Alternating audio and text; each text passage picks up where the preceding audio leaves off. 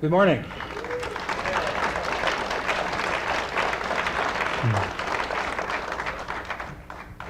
I have quite a few taxa to show in the genus Psilocybe, which is my original forte and center of my studies at the Evergreen State College. I went to the Evergreen State College in 1976, directly after spending time as a hippie logger setting chokers in the mountains. And then I had a hang gliding accident some of you know about that nearly killed me, and I decided it was time for me to take a different direction in life because I was definitely on a death mission, it seemed.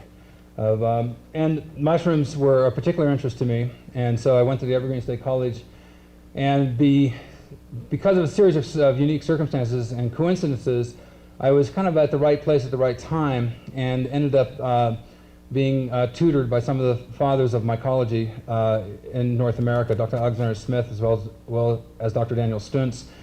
And then I built a strong relationship with Dr. Gaston Guzman from Veracruz, Mexico, who's the foremost world authority on the genus Psilocybe.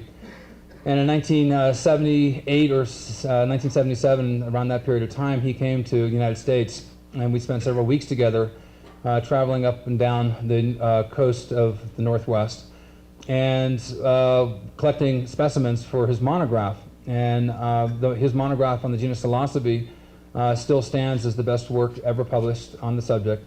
And I was honored to be one of his most major contributors to that monograph. All my work on these mushrooms was covered by a Drug Enforcement Administration license that is still in effect through the Evergreen State College. Now I'm very, very careful because of my business, and people have to understand that I'm self-censored.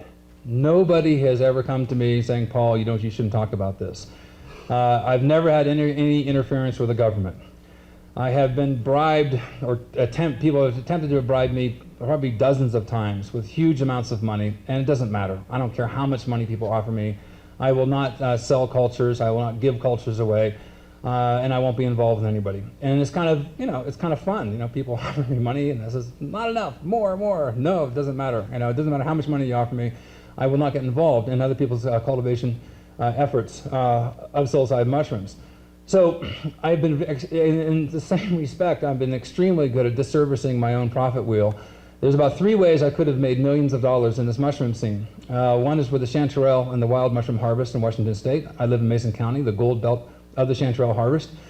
And I could have involved myself in that years ago, but I had moral problems with the issues of over-harvesting, and I just didn't feel it was sustainable. And many of us people hunting wild mushrooms, when you come into a forest in the aftermath of commercial harvesters, it's extremely depressing because everything's been wiped clear. The kombucha craze that has swept this country now 4 times this century. Most of you heard about kombucha 2 years ago. We were getting 10 to 20 phone calls a day for it. And I've been growing it for over 15 years and could have easily profited from that. The third way I could have made a lot of money is selling spore prints of psilocybe mushrooms, which are legal in this country. California, there is a state law against it, but the federal statutes specifically mention any substance containing salts or isomers of psilocybin or psilocin are prohibited. When it comes to marijuana, they mention the genus cannabis, and they mention cannabinols. When it comes to peyote, they mention peyote and mescaline. The federal statutes come to mushrooms, they're not mentioned at all. So there is kind of like a hole in the law, and there's many companies selling spore prints legally, and they continue to do so. I chose not to, and I have to pay my phone bills, and I have to pay all my other utility bills, etc. So sometimes I kick myself in the pants, but not for very long, because I realized the path that I chose was I think, ethically the correct one. So I am an expert on the genus Psilocybe. I know quite a bit about it, and my specialty has been taxonomy in the genus Psilocybe. The cultivation work that I did was specifically to be able to grow up material for my scanning electron microscopy and the other work that we did at the Evergreen State College. And to date now, I have 4 species that I've published in the scientific literature in Latin, in reputable mycological journals. And I have 2 or 3 more taxa that are kind of in the wings. Now, at the same time, I don't go out mushroom hunting every day, and I don't understand how these species come to me. I really believe that there is some sort of conscious response or solicitation. I tend to find these things, and I don't quite understand how I find them. And they just kind of come to me. Well, 3 weeks ago, Dusty and I were hiking up in the Olympics and was on a 5-day high alpine excursion. And we were walking up the trail, and she found a group of mushrooms. And I said, oh, wow, interesting. It looks like Gallerinas, you know, from looking down. And in the genus Gallerina, there are many deadly poison species. And which is just poetic humor that I think that these mushrooms have, because when I leaned down and picked the mushrooms, they had a purple-brown spore print. And they weren't Gallerinas, they were Psilocybes. And the Solduck River Basin, which goes into ancient old growth, has a unique mushroom flora there. And this collection that we found, I'm 90% convinced is a new species. And it's just, these things just happen to me, and I don't really claim credit for it. And I want to emphasize that as much as I can, is that I'm a vehicle for communication, but I don't own these ideas. These ideas are much greater than any one person. So at the same time, I'm going to give you a lot of information on the genus Psilocybe and taxonomy and how to accurately identify these mushrooms, at least to exclude poisonous species. But beyond that, I will not answer any questions on cultivation, you know, and please don't be offended.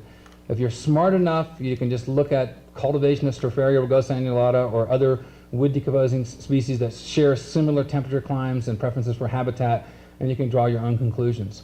But if you deal with fungi perfecti, and I apologize to anybody here who's called up fungi perfecti and says, listen, I want to get spore prints of Psilocybe cubensis, we say we don't sell them. And I said, I want to order a pressure cooker. We said, I'm sorry, we will not sell to you. So that's the end of our conversation. All of our employees signed contracts. 2 employees have been fired for answering questions. Not because anybody told me to do this. This is my own, you know, personal direction of my employees, because I want to stay in this industry for life. And I feel that by not directly encouraging the cultivation of psilocybin mushrooms, I can help everybody interested in that subject as well. So, you know, 98% of our business truly is supplying the gourmet and medicinal mushroom trade. Anybody who spent any time at our facility can see what we're really doing there. And the projects that we have going on are extremely exciting. I think they're revolutionary. They have potential for curing this planet of many ills and helping human health. And that is the bigger picture. And if psilocybes were my vehicle or my doorway into the mushroom scene, then I'm extremely grateful and thankful to them for that.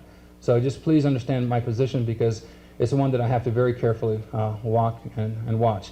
No one's asked for our mailing list, and if they did ask for our mailing list, they get a whole bunch of people from Iowa and Nebraska, you know, who are retirees who are buying oyster and shiitake kits, because that is our mailing list, you know. So with that caveat, I want to have the lights off, and then we can rock and roll here. I have, where's my pointer? This is a photograph from Peter First. The photographs I'm going to show today, most of the photographs I've been showing for the past 2 talks, are most all of them have been mine. This slideshow is a collection of photographs, and I want to give acknowledgement to Peter First, to Gary Linkoff, to Georgios Samarini. There's several from Dr. Mosier in Europe. And Scott Redhead and a few other individuals, Dr. Ola as well. And I'm not going to specifically individualize every photograph to the photographer, but they're credited in my most recent book, Psilocybin Mushrooms of the World. This is from southern Mexico, about 500 years AD, and I think it illustrates what we all share in common. This is probably one of the many of the ancient mushroom conferences, you know, and the celebration of mushrooms. And I think all of us feel the same as these Mesoamericans did, you know, nearly 500 years ago. So it is through art that we know much about the history of the use of mushrooms.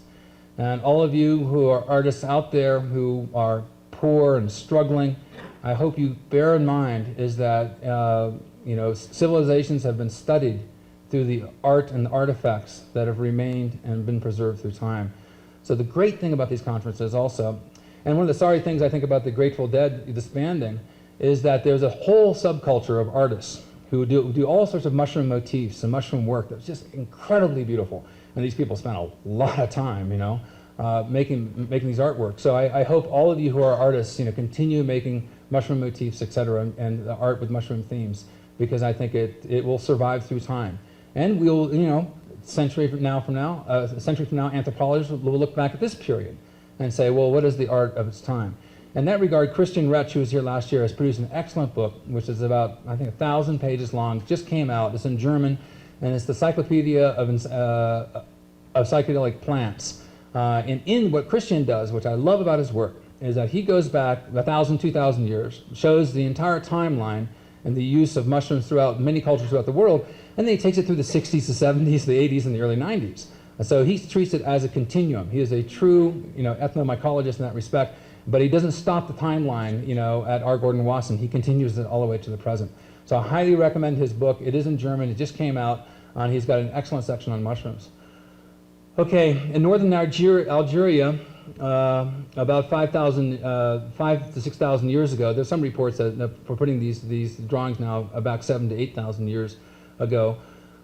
In northern Algeria, at the Sicily Enajar Plateau, which literally translates as a plateau of running rivers, there was found a huge complex of caves, which is the largest repository, they believe, of cave art in the world. I think there's 60,000 images have been recorded so far.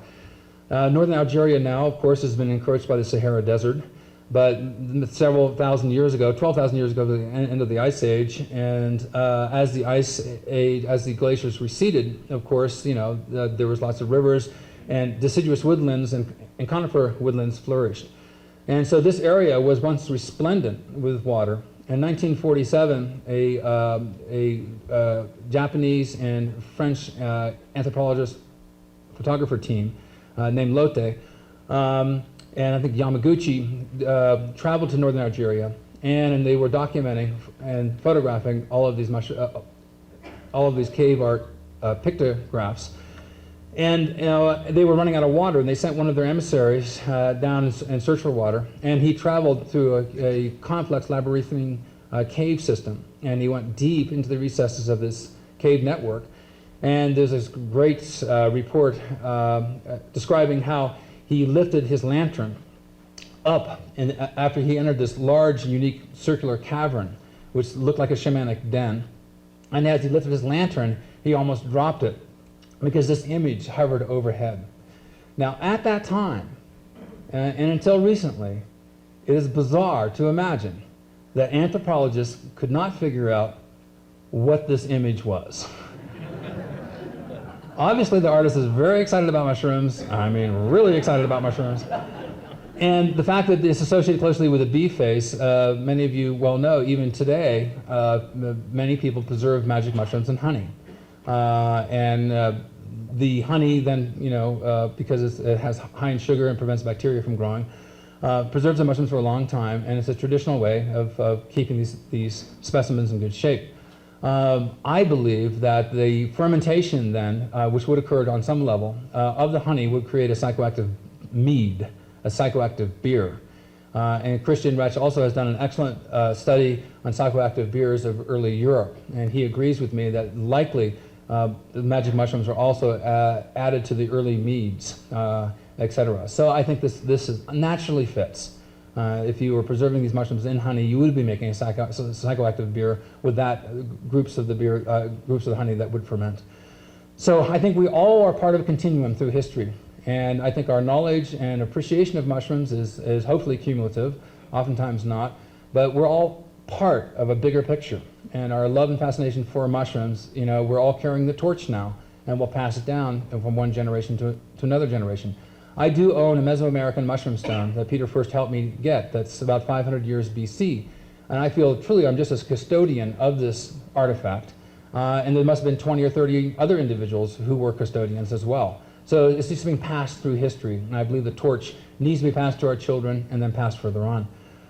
Okay, the mushroom likely that they were using in northern Algeria is this one. Gary Linkoff found this on a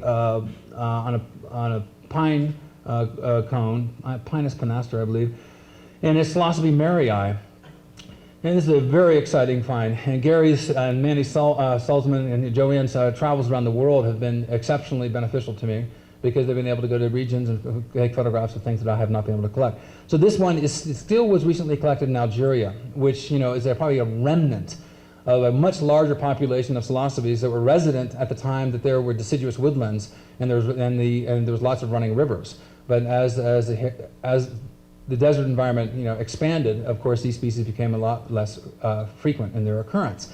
And then the ritual use of them probably died out because of lack of availability. Mesoamerican mushroom stones, there's several excellent books on them. There's one that's funded by the Japanese Tobacco Institute, working with a nun in Guatemala, who I would love to see come to this conference sometime. Her name is Yvonne Summercamp, and she is now been elevated as a mother of a convent. And she has spent a lot of her time studying the use of magic mushrooms, and with particular emphasis on mushroom stones in Mesoamerica.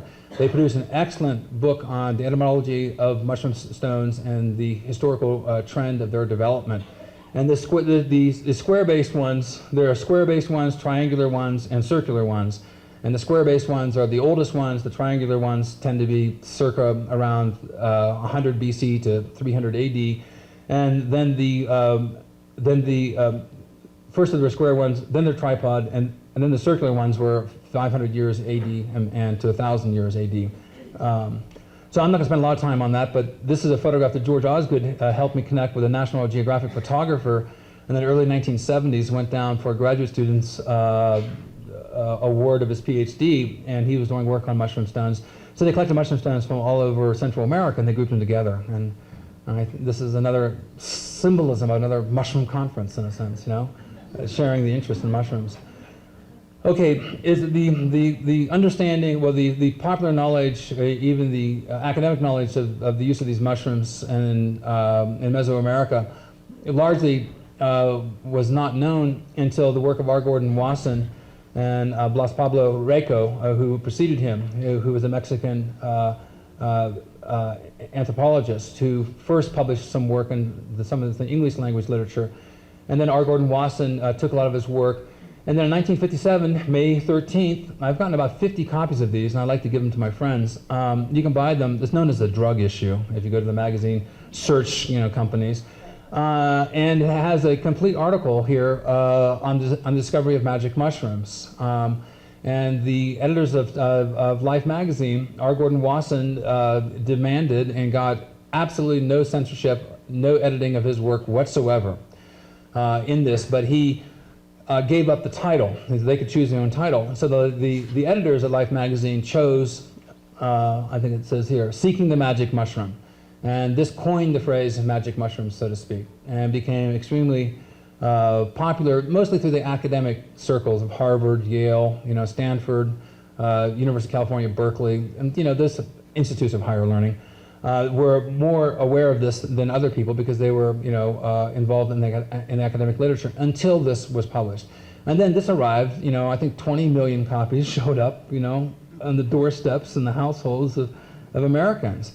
And wow, this had a big effect and created a domino interest in the magic mushrooms. And this is the famous Maria Sabina, who's a shaman. There are other people, Jonathan Ott in particular, who can speak with much greater depth than I on this subject. But in here, this is R. Gordon Wasson, Roger M., who's a French mycologist, and in here they published, and it's very, very super excellent watercolors that are taxonomically correct. Roger M. was an artist as well as a very good mycologist. And these are this is a field guide that, again, showed up in 20 million American households, showing you how to identify magic mushrooms in Mexico. Well, and there's extraordinary reports in here of the visions, of palaces and, all sorts of geometrical fractals and all those great descriptions that we all love to read and experience. So I got a lot of people excited, especially people involved in the Beat generation, poets, the Jack Kerouac age, a lot of those individuals got real excited about this information, including Ken Kesey, et cetera. And so they used this, and a lot of them went down to Mexico in search of the magic mushroom. They disguised the name of the village where Maria Sabina was actually practicing in order to protect her, but many, many people were able to seek her out and find her, and she was inundated. The mushroom that was most highly revered in southern Mexico was this one, which is very, very curious because this is a very petite, small species. It's known as Psilocybin mexicana. It is packed full of psilocybin, very, very low in psilocin. You can jump on this mushroom. It does not bruise bluish whatsoever. The bruising bluish reaction is a classic reaction that typically indicates with dark spored purple-brown mushrooms that the mushroom is psychoactive. So I find it always very curious that of all the other species they had abundantly around them, most of which were much larger than this and much more conspicuous, this inconspicuous grassland species was the preferred mushroom given the name of the village where Maria Sabina was actually practicing in order to protect her, but many, many people were able to seek her out and find her, and she was inundated. The mushroom that was most highly revered in southern Mexico was this one, which is very, very curious because this is a very petite, small species. It's known as Psilocybin mexicana. It is packed full of psilocybin, very, very low in psilocin. You can jump on this mushroom. It does not bruise bluish whatsoever. The bruising bluish reaction is a classic reaction that typically indicates with dark spored purple-brown mushrooms that the mushroom is psychoactive. So I find it always very curious that of all the other species they had abundantly around them, most of which were much larger than this and much more conspicuous, this inconspicuous grassland species was the preferred mushroom given the epithet Teananakato, which means God's flesh. So, and this is what it looks like. These are fairly large specimens, and they tend to dry out and become hygrophilous. I was able to cultivate it. It was a beautiful mushroom to cultivate, and it's like God touched the center of every mushroom. It was really a beautiful mushroom to grow, but also very petite. And this mushroom was reserved for the most sacred of rituals. And touristas and who come down from America and elsewhere in Europe, they were typically given Psilocybe cubensis or sometimes Psilocybe caeruleans. And that Psilocybe cubensis was associated with the Spaniards and the invasion when they brought cattle into Mesoamerica. And so it is believed that Psilocybe cubensis did not occur until the conquistadors came over. And then with them they brought spore mass, probably from an island off of Spain that was a major trading port for them. So it may have come from India or Vietnam or the Southeast Asian group, and then came over to Mesoamerica from there.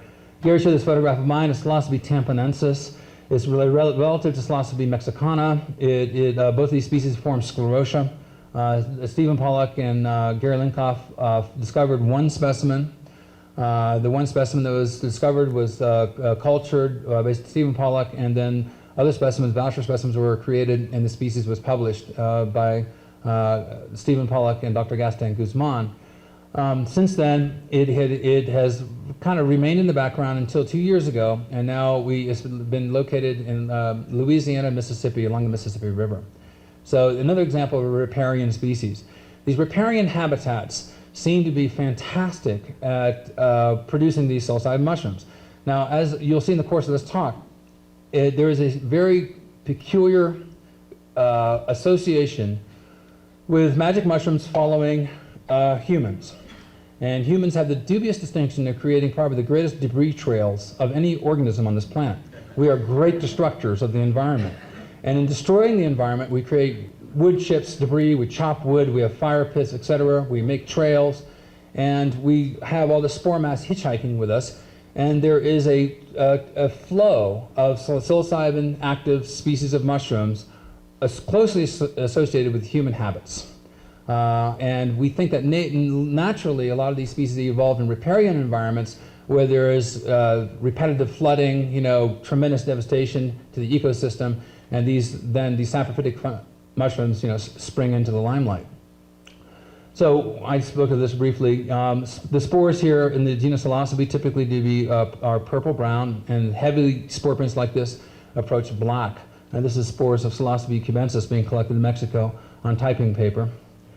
And then in the 1970s, a series of books came out, all within a few years, and I'll just briefly describe them. Gary Linkoff co-authored this book, My Laser Pointer's Not Working. It's the second one down on the left, Toxic and Hallucinogenic Mushroom Poisonings, which was an excellent, still is to this day, a super excellent book. And really, it was Gary's, I think, his first publication effort, and he did a super job on it. Then on the far upper left is Bob Harris's Growing Wild Mushrooms. Then on the far right is Teanana Cattle, which is basically different articles by different individuals attending the second psychoactive mushroom conference in Port Townsend, Washington. Stephen Pollack's books on the middle right there, Magic Mushroom Cultivation. My first books on the lower right, Psilocybin Mushrooms and Allies. Jonathan Ott's book, Hallucinogenic Plants of North America. And then really curious is this one here, The Golden Guide to Hallucinogenic Plants, what every elementary kid should be acquainted with, you know?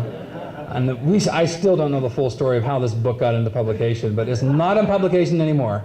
But when it came out, Richard Evans Schultes participated in the publication of this book, and they came out with a golden guide of this. Now there is a Spanish edition that Jonathan Ott still has access to.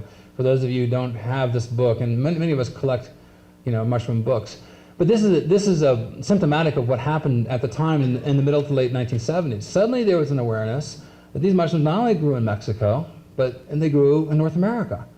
But because they're little brown mushrooms, and because of their habitats, they were not frequently seen by traditional mycologists, who are mostly identifying mushrooms for pot hunters, people collecting big mushrooms coming in for the table, they want to eat.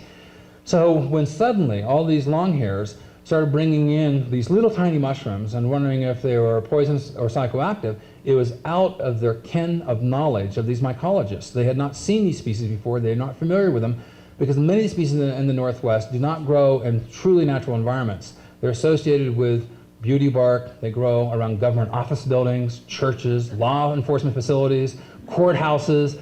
It is very, very ironic that these administration buildings of government tend to be one of the best places to find psychoactive mushrooms. So, for instance, in Thurston County, Washington State, the Thurston County Courthouse has been the largest patch of Psilocybin cyanescence I've ever seen in my life. And it's right beside the jail. If anybody wants to go to the Thurston County Courthouse, you can just rummage right through the beauty bark there and in October, and there's a prolific fruitings. Now, this is ironic, and I would speculate that maybe it's because the law enforcement officials started busting people collecting, these wild psilocybin mushrooms, and they foolishly concentrate them into one location because they have to go to the courthouse to be, prosecuted or processed. And in the course of that, concentrating all the spore mass into a courthouse facility, well, guess what? All these mushrooms start growing around the courthouse. So. Now, I know several people who, unfortunately, I know 2 or 3 people who, end up going to jail. And one of my friends who, for his own stupid reasons, ended up getting in trouble. But he was very, very popular at a state penitentiary because he was the only one who knew how to identify psilocybes. And in the penitentiary environment, there was huge flushes of cyanescens and baeocystis. So he was like, he went to prison and he became a god, right? And he was really looking at a terrible stay in prison, but because of his knowledge and whatnot, people treated them superbly well. So this is Dr. Gaston Guzman. This is Gary from Mexico. Gary Menser, then here. I don't remember this individual's name. There's Stephen Pollack, and this friendly-looking character here is me. And then Dale Leslie on the far right. And this is the contingent that spent 2 weeks together. Traveling up and down the north coast of North America, and literally we were everywhere we were stopping, we were finding psilocybin mushrooms. It was just a ridiculous series of coincidences that was at first unnerving, but then became the norm. It became normal. At one point, Dale Leslie on the far right was supposed to meet us at the University of Washington at the botany department and failed to show up. We had to drive to Vancouver, Washington. We had to drive to Vancouver, British Columbia. We jumped on Interstate 5. We were 60, 70 miles north of Seattle, and we're wondering, where's Dale Leslie? Where's Dale Leslie? And I look over to my right, and there's Dale Leslie driving in a little Volkswagen Bug, 70 miles an hour, trying to catch up to us, and we were side by side. Coincidences like that happen continuously, and it really pushes the envelope here of believability. But many of you who have been involved with these psilocybin mushrooms, you know that these coincidences are the norm, not the exception. You need something else is operating here that is, that is not logical in the linear sense. Okay, a few other books that came out. Leonard Enos's book, which is horrible. Psilocybin, this book was horrible. This book's horrible. All these books were horrible, except for Gary Menser's book. And Gary Menser died about 6 years ago. And he was kind of he and I were kind of taxonomic competitors, so to speak, producing books in opposition to each other. But he did a really good job. And I'm sorry that he's passed away. And then there's my 4 books that I've produced. And this first book here on the left is out of print. And then The Mushroom Cultivator, Growing Gourmet, and then the most recent one that I produced, I actually wrote the book and it was in a filing cabinet for 10 years. I took the book almost to completion and then I put it away. Now, those of you who are artists or writers, like Andy and other individuals here, sometimes you just give up on a project. And I put it away, and then David Aurora knew that I had this manuscript. And Phil Wood of 10 Speed Press was eager to get another book on his, as part of his titles. And so David came to me and says, Paul, listen, whatever happened to that book you were writing? And I go, well, it's right over there. So I pulled the book out, and then I re-updated it. And that book came out, I guess, a year and a half ago, which has had tremendously positive reviews, despite several interesting chapters that I put in the book, like good tips for great trips, which I thought was accidentally sink me academically, but as it turned out not to. And I've had the Harvard Review wrote a really positive review on this field guide, and it's widely used by universities around the world because the taxonomy is good. I'm happy to say that the taxonomy is real solid. So psilocybes grow in a wide variety of environments: the grassland environments, the riparian environments, and the woodland environments are the 3 classic habitats. However, because of the recent colonization of North America, a lot of these habitats cross over. So habitat-specific field guides might work in Ireland, but they don't work really well in North America because even here in Telluride, you have lawns on top of wood chips. So you end up getting with wood-decomposing mushrooms growing up through the lawns. So field guides that are designed primarily by habitat don't always delineate species properly. This is Psilocybe semilanciata, otherwise known as the Liberty Cap. It grows in Washington, Oregon, British Columbia. There's been 2 reports from upstate New York. It grows throughout temperate regions of Europe, from France and England to Italy. It grows in southern Chile, which is a very interesting environment. It's one of the rainforest environments. So this is a species that is widely dispersed around the world, typically associated with grasslands, but the fruitings are enhanced if there are sheep or cows present. The extra nitrogen seems to increase the fruitings. And this shows you how many mushrooms that you can find. Psilocybe semilanciata is packed full of psilocybin, very low in psilocin. Those species which are high in psilocin tend to bruise bluish. Those which are high in psilocybin and low in psilocin do not tend to bruise bluish. Psilocin is dephosphorylated psilocybin, and psilocin tends to be very unstable. Psilocybin is quite stable. So you'll see more of that. Psilocybe, this is a super photograph by Steve Morgan of Psilocybe semilanciata. It tends to have a dark chestnut brown cap. These mushrooms are prolific in the Northwest. And I went to Christ Church in Oxford, England, and if we can get this in focus here, thank you, George. This, literally over here on the right, there's a wall there, and that's the wall where Humpty Dumpty fell off of, supposedly, and Lewis Carroll was soliloquying the courtship of the headmaster's daughter. And he began to write, Alice in Wonderland here. And it was very funny because right the field adjacent, I found Liberty Caps growing, at Christ Church. And I think a lot of these artists and writers, at this time in Europe were experimenting, or knew people who were experimenting with mushrooms. And I think it really embellished their writings. Psilocybe semilanciata tends to be cuspidate, has an acute papilla or an umbo at the top of a little sharp nipple at the very top of the cap, and then it quickly decomposes. As it dries, it loses its color, becomes straw colored. This is a taxonomically important feature. It's called it becomes hygrophonous. The cap is hygrophonous, dark when it's wet, straw colored when it dries. And this is my brother John here, who you can barely see. He's the one who first got me into mushrooms. He went to Yale, and a lot of his Yale buddies went down to Mexico and South America, and he came back with extraordinary stories. And I was only 14, 15 years of age, but my ears were really highly tuned to what he was telling me. And he came back, and he was, being in New England and whatnot, he collected a lot of amanitas as well. So my brother John is really my mentor. And we spent a lot of times in the woods, and you might say on the ground together. So he's a good tripping buddy of mine. And this is a real good example of Psilocybin lancea, well photographed by Jim Jacobs. And it shows the opaqueness of the cap.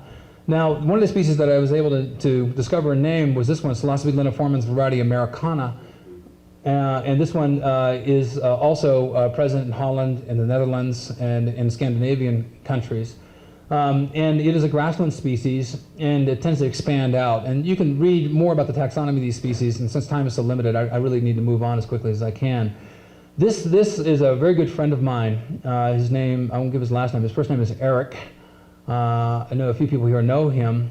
And Eric is one of the people who's probably spent more times in the field collecting psilocybes than anybody else on this planet. And he told me about this species that was growing. And there's a lot of confusion about a species called Psilocybe collosa and then Psilocybe strictipes. I won't go into the taxonomy of that, but this is an extraordinary environment that is specific to growing grass seed in Oregon. Now, if you go to Central Oregon, it's around Salem or so, Highway 20. You can take Highway 20 east of Salem, about 20 miles to 40 miles, and you'll get into grass seed growing areas where they're growing lots of ryegrass seed and fescues, etc. And the great thing about this environment is there's no cows, so there's no fences to keep them in. So it's a totally fenceless landscape that's about 20 to 30 miles long and 40, 50 miles wide. And in this area, as you can see here with Eric, he's stooping down here, but literally in this field was probably more than 1 million Psilocybe strictipes. And you can't see them until you get closer. And then you get closer and you can see there's like 20 or 30 of them right there in a square foot.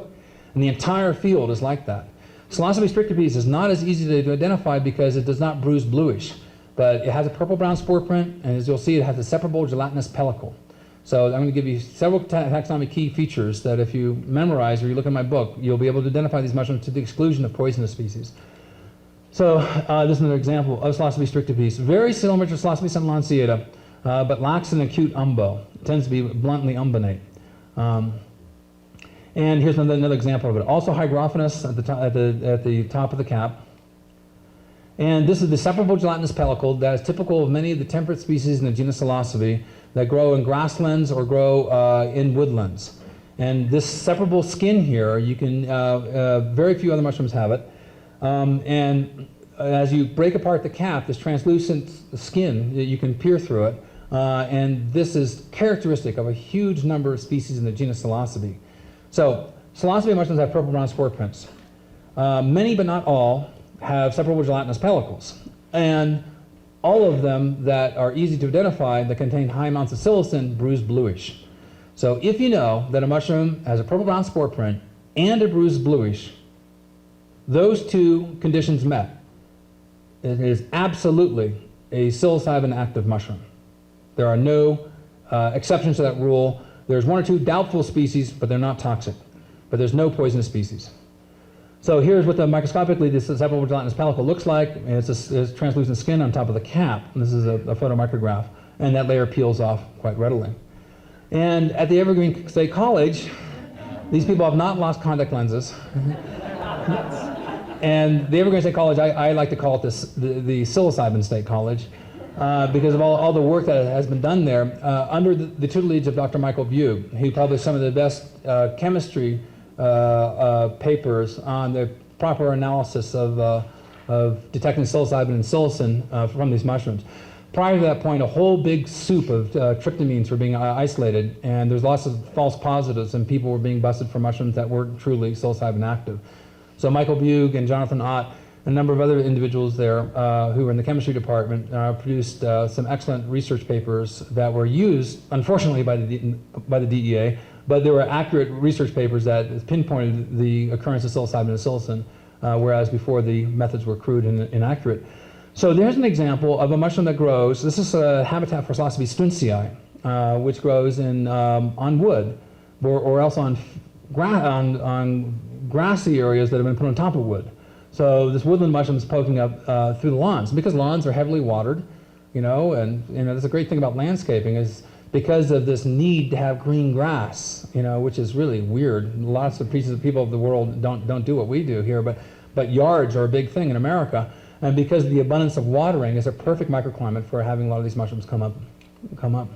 So this is Psilocybe stunsii. There's two varieties of it. It's got a partial veil at that extends from the cap margin to the stem. Better examples of it are here. It is not a strong, potent species, however, it grows prolifically. And this mushroom was one of at the time, Jonathan Ott and Dr. Guzman found, Dr. Daniel Stuntz in the 1960s from the University of Washington sent specimens to Guzman, who was working on psilocybe, saying, what is this species? Guzman could not identify it. He needed more collections. Jonathan Ott, myself, and a few other people provided more collections of it to Dr. Guzman, and then Dr. Guzman named it after Dr. Daniel Stuntz, calling it Psilocybe stunsii. Now, in the field of mycology, there is no greater honor. It is like the Nobel Prize in mycology. There's no greater honor than to bequeath and to name a species after an individual. In the field of mycology, there's no greater faux pas than to try to name a species after yourself. In total contrast to medicine. If you find a new unique disease, then is a great pat on your back and a feather in your cap to name a disease after yourself if you are a physician. But in the field of mycology, that's an extreme faux pas. So it was a great honor to name the species after Dr. Daniel Stuntz. My older brother, he was, didn't know psilocybes. I was doing work at the Evergreen State College. He called me up and said, Paul, I think I found some. And I go, what, John, what'd you find? He says, I found some psilocybes.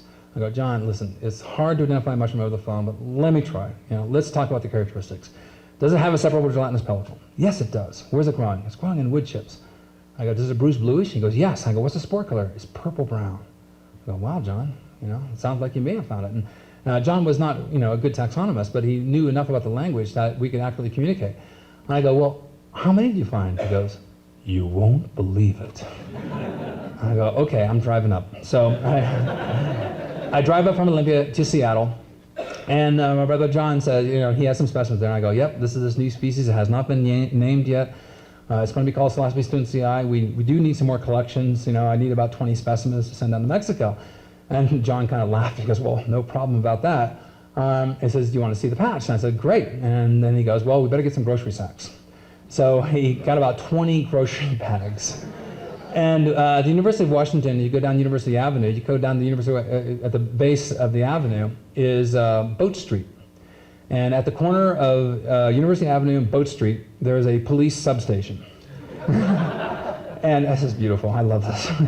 And directly across from this police substation is one of those little power substations, with the little green boxes, and the beauty bar all around them. And we parked we parked the car, and I'm going, John, this is more of cement around here than there is, wood chips. So where's the patch? And he goes, it's right there, Paul. And I go, where? And he goes, right there. And I look over, and I didn't see the patch because there was an eruption of mushrooms so massive that it picked up, garbage, leaves, sticks. An entire new plateau was elevated 4 to 6 inches off the ground. And the mushrooms were so solid they were touching each other. Okay, we jumped out of the car and we started picking these mushrooms. And we got 2 or 3 grocery bags full, and then pretty soon some University of Washington students come by and they go, what are you doing? Nothing. They go, yeah, sure, let me join in nothing, And they start picking, and after we got about 10 grocery bags full of this, and pretty soon there's 20, 30 people there just massively picking as quickly as possible because they're right underneath the view window from the police station, So we want to do this fast and get out of there. So we collected a lot of these mushrooms, and then we began drying them. And because of time limitations, I don't have time to go through the experience that I had that night. But please read the introduction of my book. It was kind of brave and fun to write that introduction, but it'll tell you the end of the story from the great Boat Street patch of Psilocybin stuntzii. Now, a mushroom that grows coincidentally in the same habitat is the most deadly poisonous mushroom in the Northwest. We also have it here in Colorado. It typically grows in wood chips, same habitat, or directly on logs. It's called Galerina autumnalis, the autumnal galerina. There's also Galerina venenata. They're deadly poisonous. If you were colorblind, and you would have a big problem distinguishing Psilocybin stuntzii from this species here. The galerinas have rusty brown spore prints. Some of them are bluish black at the base, and not because of psilocybin or psilocin. So be forewarned. And the same habitat that you're collecting these magic mushrooms are the most deadly poisonous species in the Northwest. And the most deadly poisonous species in the Northwest tend to be small ones, not the giant, large amanitas. We have a few reports of Amanita phalloides, but that's totally eclipsed by a millionfold of how prevalent these galerinas are. They're extremely common, and I look at these as indicator species. That if I find these deadly poisonous galerinas, aha, the habitat is correct for psilocybes. So I'm always thankful that I see them, because I know that the environment is correct for finding these psilocybes as well. This is what I call the ring of death of the late Dr. Stephen Pollock, and there's enough galerinas here to probably kill 20 people. Unfortunately, several deaths have occurred, and Andy and myself and Manny were very strong in our belief that we should educate the public, so if they are going to look for these magic mushrooms, they don't kill themselves by misidentification. There's a group of mycologists and physicians who believe that these long hairs who are looking for these magic mushrooms, if they mistakenly identified them and ate a deadly poisonous mushrooms and died, so be it. They believe that the world's probably better off without these people on the planet. And it was shocking to hear physicians actually present this point of view. I mean, it was totally irresponsible. And indeed, several people have died because they have delayed going to the hospital environment, because some of the physicians at the hospitals would contact law enforcement officials, and then while they're in the hospital, these kids would get busted, or these young people get busted, because they would have voucher specimens they'd bring into the hospital for the physician to identify. And once they realized it was probably psilocybin mushroom, they contacted law enforcement people, and so these people get busted as they're going through this a bad trip. As a result, several people have died now because they delayed going to the hospital, and they thought they'd just ride out the experience, and they ended up dying because of the alpha amanitins and the cyclopeptides in these mushrooms. This is a photograph that I love to show, because it shows you how close the deadly poison species and a psychoactive species can grow. This on the right is Galerina autumnalis, on the left is Psilocybin stuntzii, growing so close together naturally in wood chips that they're touching. Now, all of us know many too many eager beavers that will go into a patch like this and collect all the mushrooms. And those are people who are not being killed by these mushrooms may later in life, see tremendous, liver damage, etc. And so even though you get a sub-death dose, I think it can drastically negatively impact your health. Another one is very, very common is Psilocybin filaris. Now, be also forewarned, for those of you who grow psilocybes outdoors in wood chips, it is normal and natural and to be expected that you will get Galerina autumnalis and Psilocybin filaris, which is deadly poisonous as well, growing in your psilocybe patches. They grow in the same habitat, and there's probably a species sequence phenomenon going on here. They tend to go parallel with other, which I think is uniquely beautiful about nature, to have heaven and hell, to have death and life, as a complementary yin yang in nature. I think is poetically beautiful, because the people who are knowledgeable, the people who are careful, the people who are attentive and are good observationalists can tell the difference. So Psilocybin filaris can grow in the grasslands as well. No reported deaths to my knowledge from this mushroom, but we do know it contains the cyclopeptides that are also present in the deadly amanitas. Another species that I published, Psilocybe cynofibulosa. One of the easiest places to find psilocybe mushrooms is in October, November at rhododendron gardens in the Northwest. If you're traveling to the Northwest and you want to find a psilocybe, look up the local rhododendron garden in the paper. Very few visitors are there at that time of year, but they tend to mulch a lot, and the rhododendrons like shade, high humidity. They tend to be incorporated into a multi-canopy environment with mixed woods. All those are ingredients for a good psilocybe fruiting. Rarely have I ever not found a psilocybe in a rhododendron patch in October and November. So If you don't want to go to your local courthouse or police station, you want to go someplace a little bit more discreet to find these mushrooms, then I recommend a rhododendron garden. Psilocybe cinefabulosa here more expanded. I'm going to zoom through these. And again, Psilocybe cinefabulosa, they're growing directly beneath the rhododendron. And so there's a close affiliation of the two of those together. Okay, what's... Paul? Yes? It doesn't take me an hour to tell everything I know about photography, so you can go over. Oh, I can? Thank you so much. Because, George, is that stuck? Okay, do you know how to unstuck it?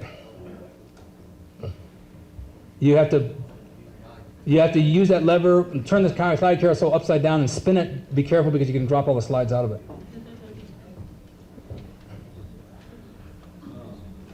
Is this...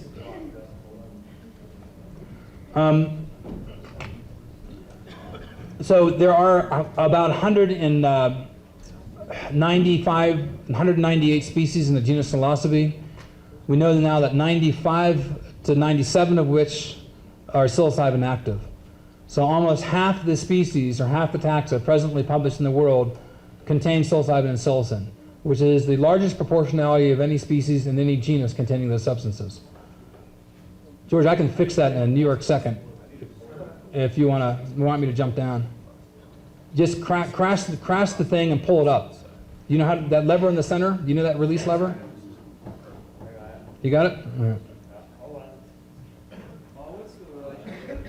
Be careful when you spin that so you don't... Yeah, what's that?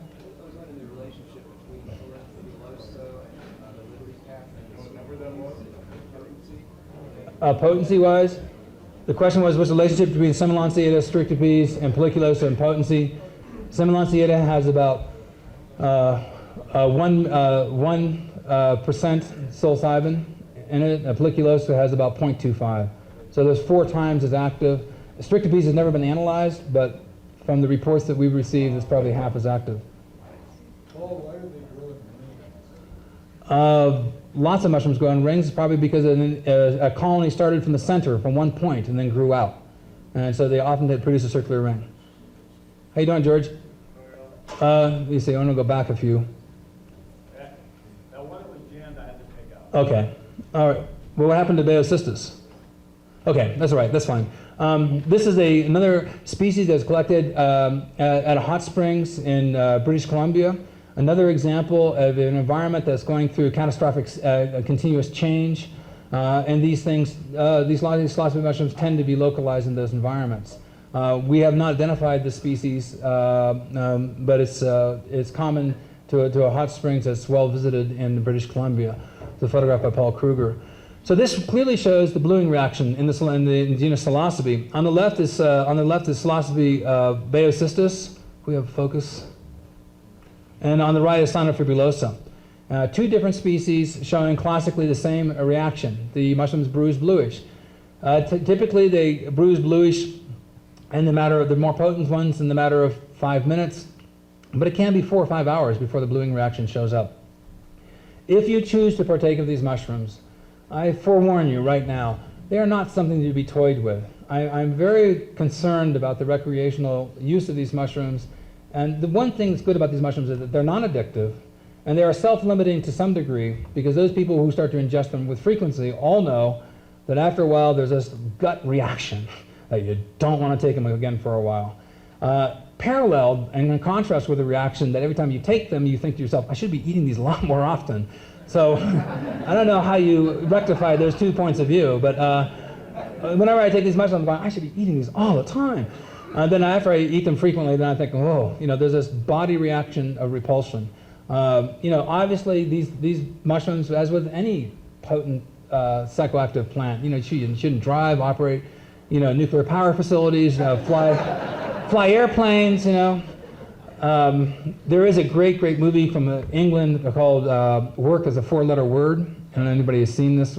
This guy is working in a steam plant that's powered by nuclear energy, and he buys a mushroom kit from a mushroom mail order business, and he can't get it to work, so he takes it to the steam plant, and pretty soon the entire nuclear facility is taken over by magic mushrooms, Psilocybe cubensis, and he has a great time, with the SWAT teams coming in to raiding the facility. They have to walk past the beds of the mushrooms, and the mushrooms are saying, eat me, And pretty soon all the SWAT teams are converted, and then they have great fun shutting down London, you know.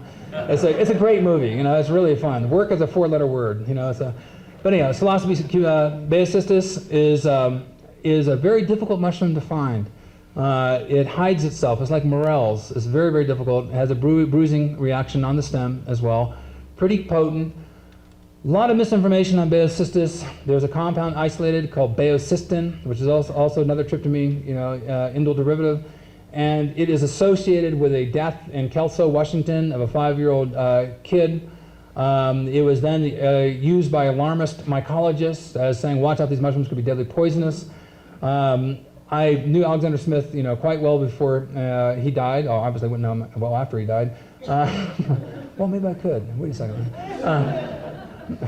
But the collection that was published was not baeocystis, it was cyanescens, and the compound should have been called cyanesin, but it was called baeocystin because of a misidentification. And then talking to Alexander Smith, he conceded to me that there were gallerinas also growing in that yard subsequently that when he visited it, and that this whole thing was a misnomer.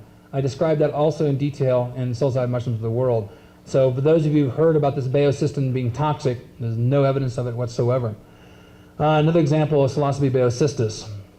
And I will zoom forward. And one of my favorite of all mushrooms to witness is Psilocybe cyanescens, which has this wonderful undulating cap and tends to be cespitose, which means it grows in clusters. It too, and as well as baeocystis, as well as Cyanofibulosa, as well as Strictipes and Semilanceata, all have separable gelatinous pellicles, skins. But after the cap dries off, the skin is no longer separable. You have to rehydrate it. Bruising bluish strongly, have strong purple round spores in color. Psilocybe cyanescens is quickly acclimates to garden and yard environments. The biggest sellers of Psilocybe cyanescens spawn are the soil makers in Washington and Oregon. They have these huge piles of Douglas fir chips, and then they sell them off as beauty bark. And so several times we've been able to trace where these mushrooms have come from because we asked the people where they got their beauty bark, and they got it from a reseller who bought it from a soil company. So we go back to the soil company, and sure enough, around the big piles of sawdust and chips are these psilocybes. Now, law enforcement officials have tried to eliminate psilocybes from the environment by using fungicides. Of course, it's very toxic and not popular, but give it up. There's no way of waging a drug war against psilocybes and winning. Every attempt by law enforcement is futile, because in the course of trying to control mushrooms, they end up spreading them. And so they end up becoming agents and employees of the mushrooms. So it's a beautiful contradiction that it defies the edicts of law enforcement. You can't suppress these mushrooms because it'd be like suppressing nature. You can't suppress nature. So and this is one this is one of my psilocybe patches. There I said it. Okay, a long time ago. Okay, now. If you thought Carrie Mullis was interesting, those of you who were here last year saw Christian Retsch. And Christian, wow, Christian is one of these intellectual giants of our time. Andy and I both, introduced Christian as being our good friend. He came up and gave an incredible lecture that we had us cowering in the chairs. He's an anarchist and he's an atheist.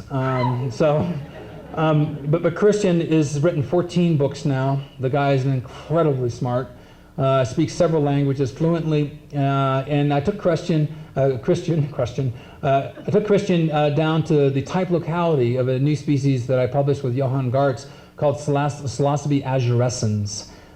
It's duly named for my son Azurus, who's in the audience, and it's also named because of blue fibrils on the stem that before you even touch the mushrooms, this mushroom is so potent that the blue fibrils in contact with the air, the fibrils become bluish in contact with the air and temperature fluctuation. It is literally at the junction of the Columbia River flowing into the Pacific Ocean, which is a catastrophic environment going through all sorts of change. It's windswept. The Army Corps of Engineers planted this grass here called Ammophila maritima as a dune grass to control erosion. And at the cusp of where the Columbia River flows into the Pacific Ocean near Astoria, Oregon, is the Fort Stevens State Park, which is a 40,000 acre, state park where you can rent yurts, you can camp, and even though I put this, there were busloads of people going up to this park several years ago, and my confidants who were kind of like my informants, and that is they told me first about this location. I asked them, listen, this is your patch. You mind if I put it in the book? And at this point, they said, listen, there's several thousand people coming here now. What does it matter? So I put it in the book, and last year, an enormous fruitings of Psilocybe azurescens related to the huge ice storm that we had 2 years ago coming up out of the Columbia Basin and hit Oregon and Washington and knocked down literally tens of millions of trees, snapped the trees off. And that huge debris layer of broken limbs fueled a psilocybe fruiting heretofore never seen by the people who are experiencing this area. So this is a great place to go. You can go in October, November. The fruitings last until January because the buffering effect of the Columbia River prevents freezing. It's a really interesting place to go. Be careful because law enforcement at Astoria, Oregon, I swear half their budget now comes from busting people, at this location. So, and the mushrooms tend to get quite large. I don't recommend putting them into a Ziploc, by the way, but this is all that we had at the time. One mushroom is probably good for 3-4 people when it's fresh. It's very, very potent. This is one of the largest specimens that was collected, and I'll show more of it.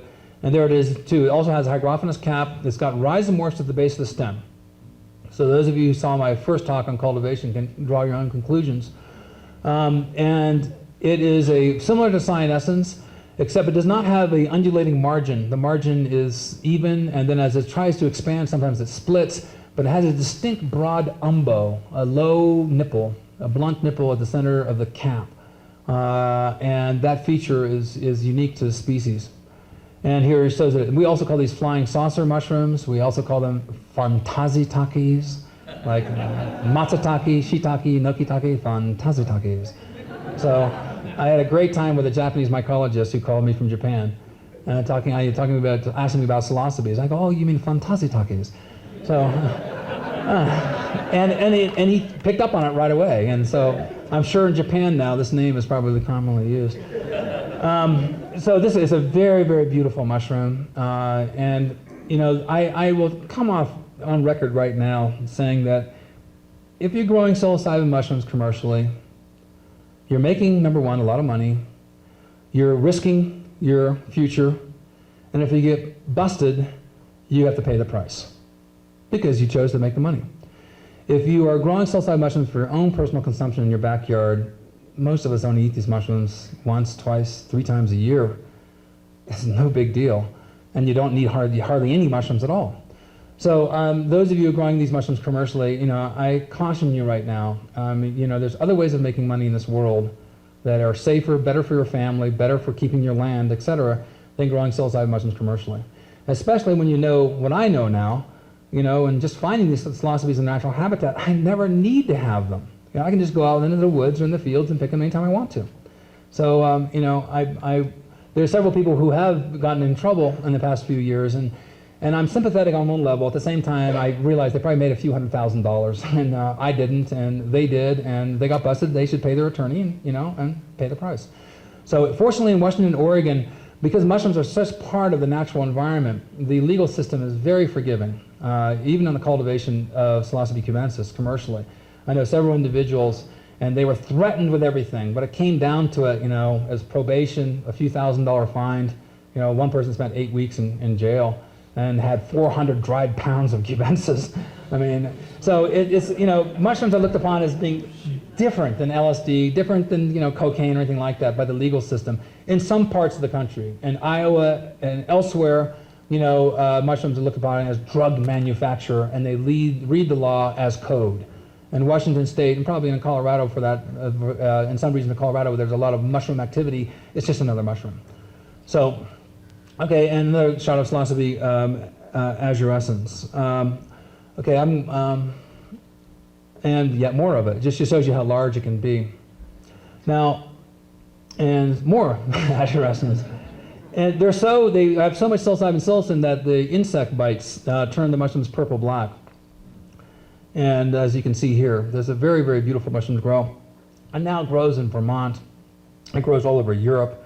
It grows all over, North America. It's been reported as far south as Big Sur, for people cultivating it. Again, the spores of these are legal, and there are companies selling spores. Even a person here at this conference who's brave enough to sell spores. And my hat is off to you. I personally wouldn't do it, but I can understand that there is a need out there for people wanting to gain access to these things. But come to the Northwest. You'll come to Astoria, Oregon. You can find these mushrooms. They're everywhere. And this shows you the bluing reaction here is so intense it becomes indigo black because it's so packed full in psilocin. This is the most potent psilocybin active mushroom in the world, as you'll see here in a few minutes. Another mushroom which is bluish and can have a bluing reaction, which is purple-brown spores, is Psilocybe aeruginosa. And this Psilocybe aeruginosa is a mushroom that has intermittent reports of being active and not active. And it may be that this blue pigment, which we know now is not a directly linearly derived degradation compound from psilocin, but appears to be a parallel pathway where as the psilocin is being broken down, that this blue pigment is also being formed with a parallel degradation pathway. It's not directly in the same line, but it's a good indicator. This could be the bridge species that explains how that process works. And maybe Kerry, if he's in the audience, he'd be a good person to figure out this pathway. No one's figured it out to date. It's a total mystery after all this time. Psilocybe folliculosa is another. This is one that looks very much like what we call Telluridensis. This is what I'm hoping that sometime we can find some more specimens of. Very, very common along pathways in the Northwest, along trails. This is a trail mushroom. It loves trails, and it loves roads that have been reclaimed by nature, where alder trees are growing up. So in the Northwest, if you don't drive down a road in the woods for a year, there'll be alder saplings everywhere, and then 4 or 5 years later, these mushrooms will come up when the alder saplings are about 12, 15 feet high. Then Psilocybe folliculosa can grow side by side with the deadly poisonous mushroom, Gallerana adamnalis. It just shows that they share the same habitat. Psilocybe sylvatica is a sister species to Psilocybe folliculosa. It's also resident in the same environments. And this is a photograph, I'm not sure who provided it to me, of the only specimen of a psilocybin active species that we have found growing in woodlands here in Colorado.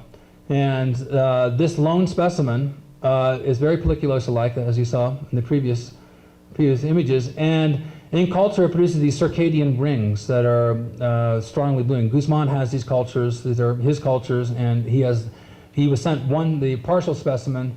And in the course of his analysis, he determined it was a new species because it has pleurocystidia, which are very unique, but no more voucher specimens, we can't publish it.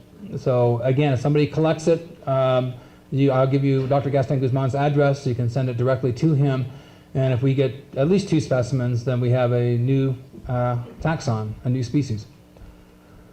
Okay, now this is my most recent species, and this is the interface environment that these psilocybes love. And this is classic, is a grassland going into a woodlands. And that margin environment, the interface environment, tends to be the most productive area for finding these psilocybes.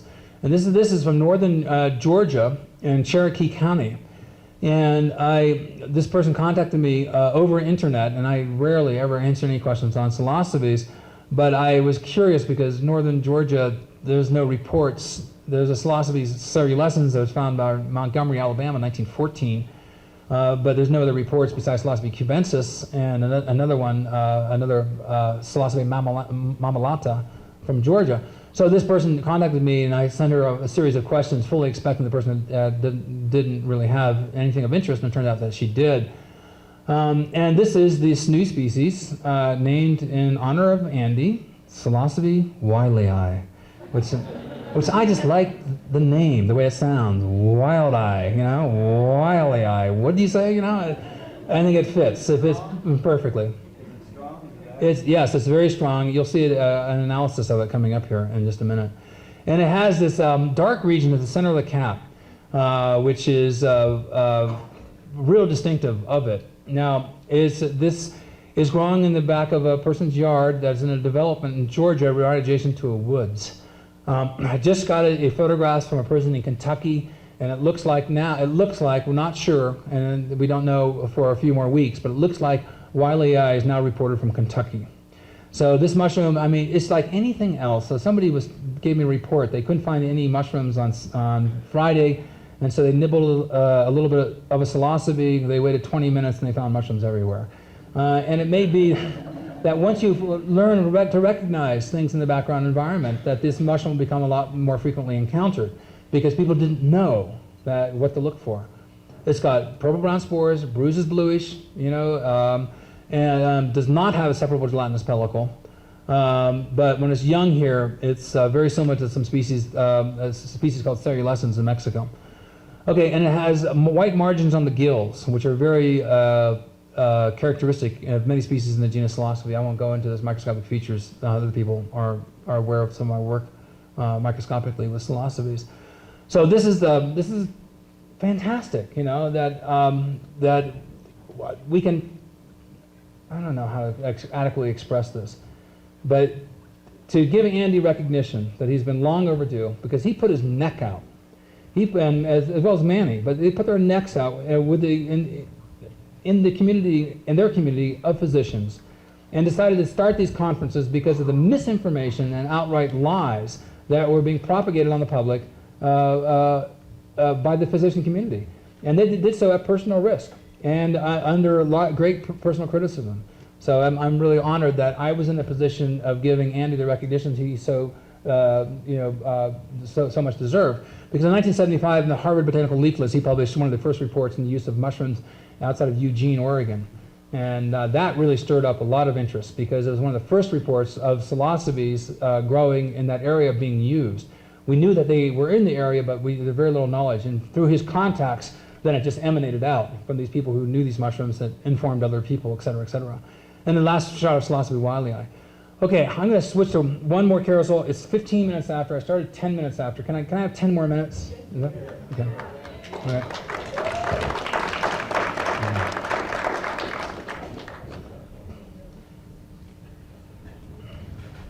Now we're going to jump into different regions of the world. I'm just going to show you that these mushrooms are present in a wide number of habitats. Okay, this is the northeastern North America, Ohio, Pennsylvania, Vermont, up into Quebec, and this is Psilocybe cerulipes. Grows along the Appalachian Trail, for those of you who hike the Appalachian Trail in September. And it has fibrils on the cap margin, separable gelatinous pellicle, purple-brown spore print, bruises bluish. Also is hygrophilous. It's chestnut brown when it's wet, translucent striped margin, little lines on the margin. When it dries, it becomes opaque. Classic Psilocybe. This is Psilocybe quebecensis, growing in the Jacques-Cartier River Valley of Quebec. It is reported to be one of the most common species there, growing on hardwoods. I think it's growing on beach. This is Psilocybe bohemica, growing in Central Europe. Same classic features: separable gelatinous pellicle, purple-brown spore print, bruises bluish.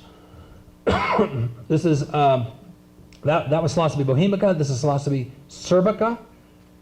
Now the photographs I'm showing you, for those of you who are not aware of it, this photograph of Psilocybe cerbica came from Dr. Horik Mosier, who published the species Psilocybe cerbica. This is a photograph of the type collection of Psilocybe cerbica. I think because of my big book, Growing Gourmet Medicinal Mushrooms, got me a lot of respectability in the field, and I was able to contact the authors and the discoverers of these new species. And they were so kind to send me photographs of the type collections, which are throughout my latest book. So that's a real coup d'etat in the field of mycology, to have photographs of type collections upon which the species is based. Okay, this is Psilocybe subaruginosa. This is from Australia, in Tasmania. Here's another photograph of Psilocybe subaruginosa. It's a very large complex of psilocybes, similar to cyanethins, much longer stem. And another photograph by David Aurora of Psilocybe subaruginosa. Now there's another species called subaruginescens that I'll talk about in a minute. That's a different species. This is a Psilocybe australiana, and Australia is resplendent with these psilocybes. I suspect that Chile has a lot of species that have not been published. Now we'll move over to Japan. This is Psilocybe argentipes. This is Psilocybe venenata, a misnomer because no one's ever died from this mushroom, but the mycologists at that time were not experienced with its effects, and knew of people who had eaten large amounts of this mushrooms and were totally unexpected the effects. And so they named it Psilocybe venenata, similar to the Pelliculosa and Telluridensis, but it's much stronger bluing reaction. This is probably what Telluridensis really looks like, in a number of specimens. And then this is a photograph by Gary Linkoff. This is subaruginescens from Thailand. This is Psilocybe subcerulepes. This is from northern Japan and Hokkaido. And then Psilocybe cubensis, otherwise known as Stropharia cubensis. This is Psilocybe cubensis on elephant dung. There's a big discussion about where was the natural habitat, the natural niche that this mushroom evolved. It probably evolved from elephant dung and giraffe, etc., and became associated with cattle. And another photograph of Psilocybe cubensis from Mexico. Psilocybe cubensis goes out through southeastern Asia, grows in South America, Central America, in Florida, Georgia, Louisiana, Mississippi, subtropical species. It can easily be grown. It's the mushroom that most of the people who are growing psilocybes choose to cultivate indoors. It's a majestic and beautiful mushroom with an exquisitely formed partial veil that falls. And any of you who've witnessed this, I highly recommend that if you see the mushroom at this young form, sit with it and watch it develop in front of your very eyes. In a matter of an hour, you can watch this partial veil totally drop in slow motion. And it's a really beautiful and extraordinary experience. And I recommend that many of you, before you ingest these mushrooms, that you sit with the mushrooms, you try to connect with them. I believe that mushrooms choose individuals. We don't choose them. Or more accurately, when the mushrooms choose us, we have good experiences. When we choose the mushrooms, sometimes the experiences can be good, maybe bad. But I think there's a pairing there that demands great respect on both parties. And a photograph by Kit Skates of Psilocybe cubensis and jar cultivation was the method that Austin Eric or Terence McKenna and Dennis McKenna popularized through their books. Photograph by Satit Taitakun of growing Psilocybe cubensis in Thailand on rice hulls. Psilocybe cubensis can be grown on a wide variety of substrates. And I took this photograph at the Maya Bells campground in Palenque because this is kind of typical. There is a conference that we do every year in Mexico that Jonathan Ott, Terence McKenna, Rob Montgomery, and Ken Symington organize, and Sasha Shulgin, myself, and a number, Giorgio Sammarini, Christian Retch, a number of people attend. You can go to our homepage at fungi.com, and we have a description of that conference. It's a lot of fun, and I highly recommend it, and it's right at the Mayan ruins in Palenque. And then Psilocybe hugasheni. This is a mushroom that grows in central and southern Mexico, a photograph by Jim Jacobs. Very, very unusually looking psilocybes. Psilocybe azotikorum, used obviously by the Aztec peoples, and is one of their preferred sacraments. Psilocybe hugasheni grows in coffee plantations in the highlands of Guatemala and Mexico, southern Mexico. Very, very pretty golden yellow mushroom. It strongly bruises bluish. It's an interesting combination of colors. Psilocybe zapaticorum, which I love that name, zapaticorum. A photograph of Jim Jacobs as well, and this looks like an elf's cap. It's very, very common. Okay, I'm going to just finish up with these few photographs. This is a comparison of the maximum psilocybin and psilocin concentrations in baeocystin in about 12 different species of psilocybe. My pointer does not work very well here, but there it goes. There's Psilocybe azurescens, which is just way above. The closest species would be baeocystis, then Psilocybe bohemica, then Semilanciata, then cubensis, then I can't see it, and I can't see it, and I can't see it. And it goes on from there. These charts are also in the book. More interestingly, you look at the levels of psilocybin and psilocin and baeocystin, and you'll see that Psilocybe azurescens here is just extraordinary. Combined psilocybin and psilocin and baeocystin is like 2.5% of its dry mass are these crystallized tryptamines. So that's a phenomenal amount of this compound. And it begs the question, why are these mushrooms producing this compound? Clearly, these mushrooms are becoming more prevalent because of human interest and human intervention. So I think that is a valid argument. These mushrooms are coming into being by our participation with them. And insects are attracted to oyster mushrooms, spores, and beetles dig into Pictoporus betulinus. Why wouldn't humans also be enlisted as an agent for spreading the progeny of psilocybes? The parallels are already there. And I think it's part of our continuing symbiosis, but humans have a peculiar attitude of thinking that because they're so complex, that they can't be involved in these subtle interrelationships. And I think that's a really egocentric and false point of view. I think we're involved actively in spreading spore mass of these things consciously by these mushrooms. Okay, I have a whole bunch of other slides, but I'm not going to get through them. This just came in the mail to me 2 days ago. And this is by Machiel Norderloos, which is a Norwegian mycologist who published this in Mycoflora. And I show this because I'm very greatly honored, and I feel so thankful. He published a short monograph on Pholiota, Psilocybe, and Penilus. And in this monograph, where he reevaluates the original type collections, and he's restudied about 25 different species of psilocybin active mushrooms.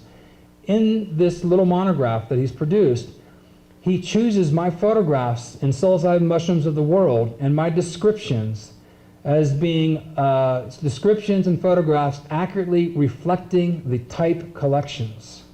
So Gary and Manny, you all know the significance of having your photograph chosen and selected as a typical representation of the species. So this is good news for me academically, because it means that my taxa now that I've named, including Psilocybe wiley, azurescens, Cynofibulosa, Liniformis variety americana, will now, it's got validation from other mycologists around the world, which means that the work that I and we have been doing has been validated. So I've run out of time. I'd love to talk a lot more, but thank you very much.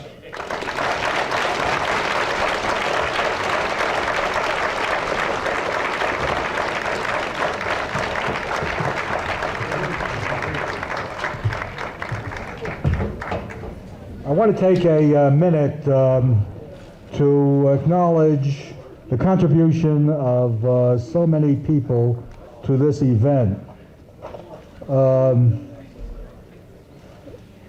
Gary Linkoff, John Corbin, Carrie Mullis, Rita Rosenberg, Mushroom Strudel, Paul Stamets, Andy Weil, Bill and Karen Adams, Jane and Eleanor Adams, Lee and Linnea Gilman, Art Goodtimes, Paul Kleit, Jason Salzman, Joanne Salzman, and John Sergesi, and many, many others. I wish I could remember the man that Art Goodtimes brought to bake the mushroom bread. It was just outstanding. And there are so many others who've added to this event that has so many aspects, and we all appreciate every contribution. I also want to remind you of Tom Thacker, who was indicted for mushroom possession, psilocybin mushroom possession, in Austin, Texas. Austin, Texas is not Olympia, Washington. And Tom is faced with the possibility of 5 years to life in prison for possessing psilocybin mushrooms. There's a box on the counter in the lobby where you might make a contribution or pick up the information that would enable you to write a letter in his support. Anyone need a ride from Telluride? Any rides needed? If not, we'll continue in 5 minutes with Linnea Gilman on photography.